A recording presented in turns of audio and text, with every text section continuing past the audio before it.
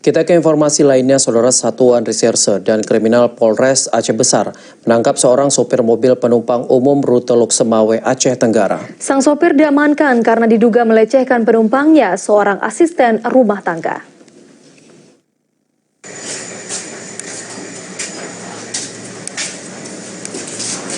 Sempat buron 1 bulan, MJ sopir mobil penumpang umum rute Lok Semawe, Aceh Tenggara, akhirnya diringkus Satreskrim Polres Aceh Besar. Pelaku ditangkap di kawasan Pidi setelah petugas menyamar sebagai penumpang dengan tujuan Aceh Tenggara beberapa waktu lalu.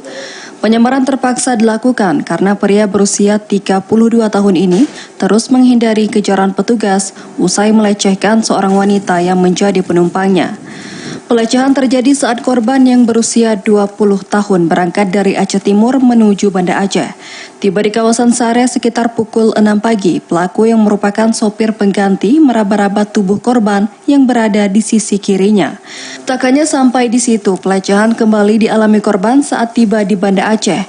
Bukannya mengantar korban ke tujuannya, MJ malah membawanya kabur ke kawasan Anegalung usai menurunkan penumpang di Banda Aceh.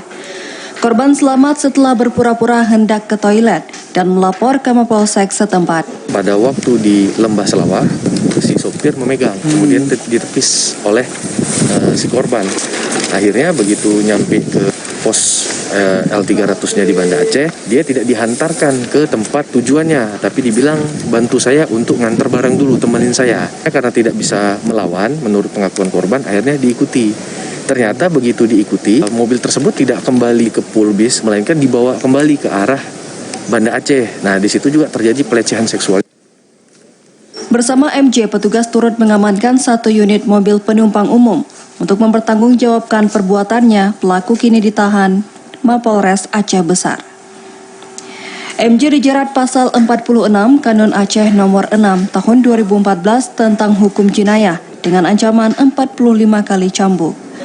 Dari Aceh Besar, Arman Konadi, TVRI melaporkan.